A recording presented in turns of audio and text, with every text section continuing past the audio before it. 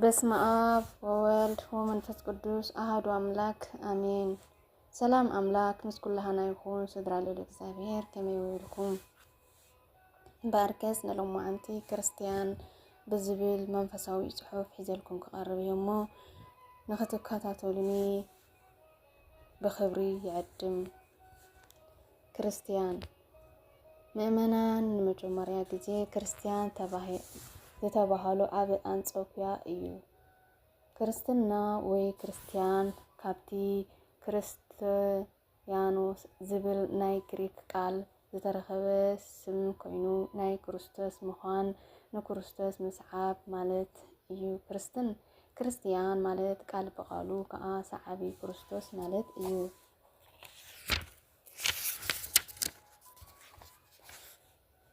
ስለዚ ስም ይመርጥ ዋፍ ይበርቅ ከም ዝበሃል እዚ ልዑል ዝኾነ ስም ዝተዋሃበና ግናኸ ክንነብረሉ ክንኮኖ እንተዘይክኢልና ስም ጥራይ መሓዝና ኮንቱ እዩ። ምክንያቱ ክርስቲያን ማለት ስም ጥራይ ዘይኮነ ብግብሪ ዝተሃነፀ እዩ። ቅዱስ ዮሃንስ አፈወርቂ ከምዚ ይብል፣ ህንፃ ብዘይ መሰረት ክቀውም ክርአን ከም ዘይክእል ክርስቲያን ከዓ ብዘይ ምግባር ብሓቂ ክርስቲያን ክኸውን ኣይክእልን እዩ ብምባል ዕብየት ክብርን ናይ ክርስትናን ክርስቲያንን ንኽንበሃል ከዓ ብምግባር ክንህነፅ ይነግረና። ስለዚ እቶም ንክርስቶስ ብሓቀኛ ስጉምቲ ዘስዕቡ ሰዓብቲ ድማ ክርስቲያናት እናተባሃሉ ይጽውዑ። ክርስትና እቲ ኣብ ዓለም ዘሎ ፍትወት ስጋን ፍትወት ዓይንትን ንብረት ትዕቢትን ሓላፊ ምዃኑ ኣሚንካ ብምንዓቕ ቀዳማይ ዮሃንስ ምዕራፍ 2:16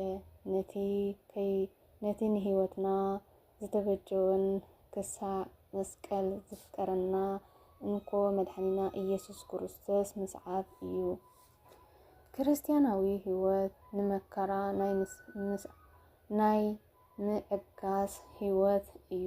ጌታና መድሓኒና ኢየሱስ ክርስቶስ ንመስቀሉ ድሕሪ ምሽካሙ ኣሕሊፉ ንስምዖን ከም ዝሃቦ ንነፍሲ ወከፍና ኣብ ህይወትና ዝወሃበና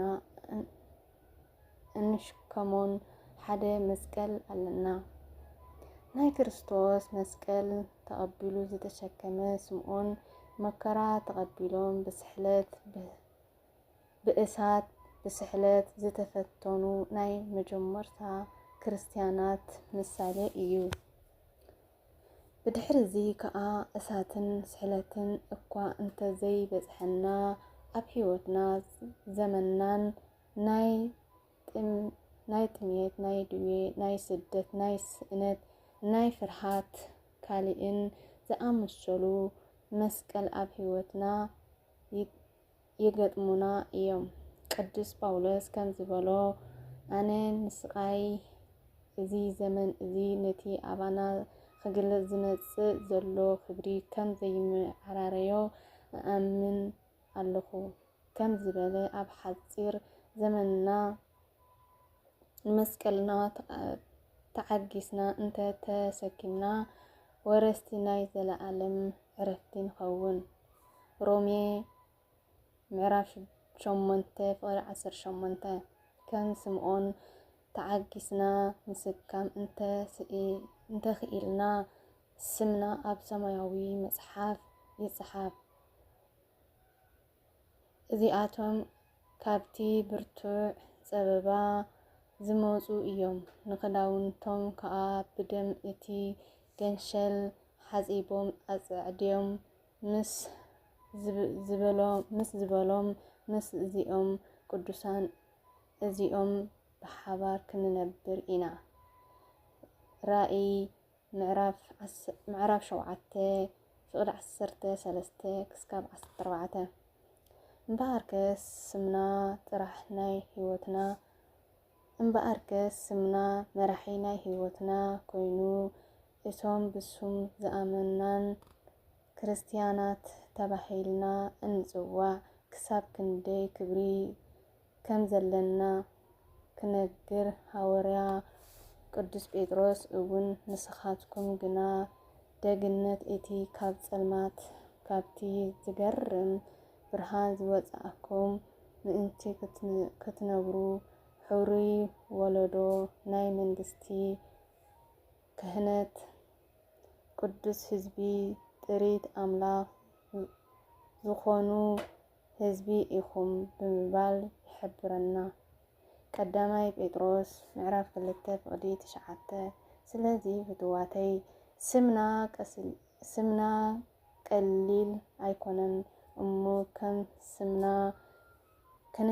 ክንርከብ ከም ስምና ክንነብር ናይ ቅዱስ በዓል ቤት እግዚአብሔር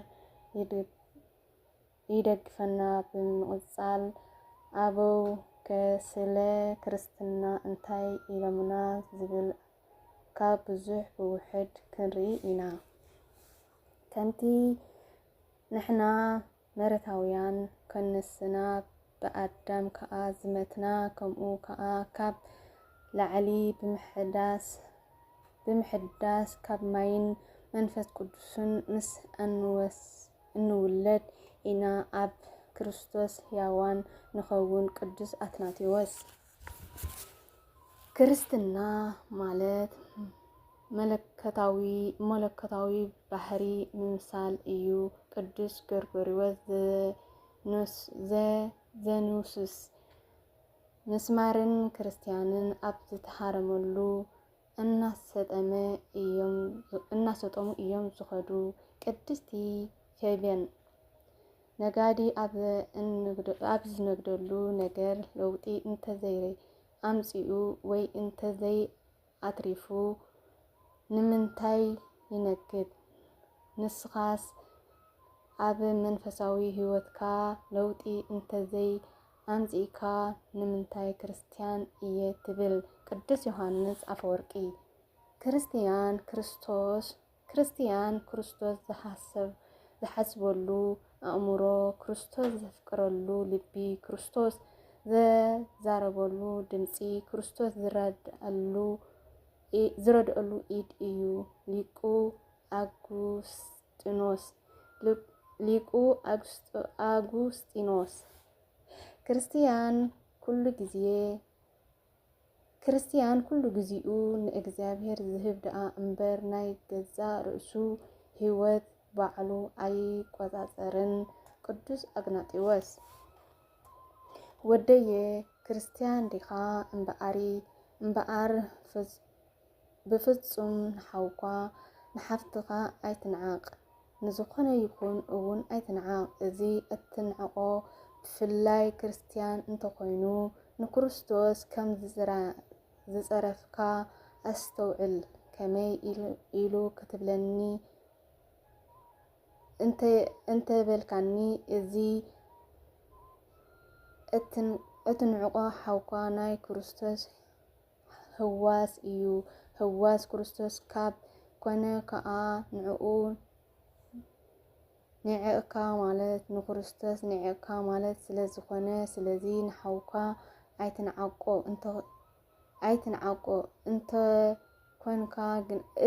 እንተኮንካ ግና ኣብ ኣደባባይ ናይ ጲላጦስ ንጎይታ ካብ ዝገረፍዎ ጥራይ ዕርቃኑ ካብ ዝሰቐልዎ ሓመድ በፅቢፆም ካብ ዘስተይዎ ኣብ ገጹ ጡፍ ካብ ዝበልሉ ሰባት ምንም ኣይትሕሽን ኢኻ። ስለዚ ንሓውካ ካብ ምንዓቕ ተጠንቀቕ። ቅዱስ ዮሐንስ አፈወርቂ ክርስትና ዝጀመረ ብተግባር ደኣ እምበር ብወረ ኣይኮነን። ህይወትና ብጥቕሲ ተገኒዙ ብጥቕሲ ዝተቐበረ ካብ ህይወትናን ካብ ስራሕናን ዝተፈለየ ክኸውን ኣይንፍቀድ። ቅዱስ ጎርጎርዮስ ዘእንዙስ ክርስቲያን ናይ ክርስቶስ ምሳሌ ብምኽታል ዘይልውጥ ዝጸንዐ እምነቶም ናይ ጽቡቕ ተግባር ይመርሖም። ቅዱስ ፖሊካርፐስ ክርስቲያን ብተፈጥሮ ናይ ምስትውዓል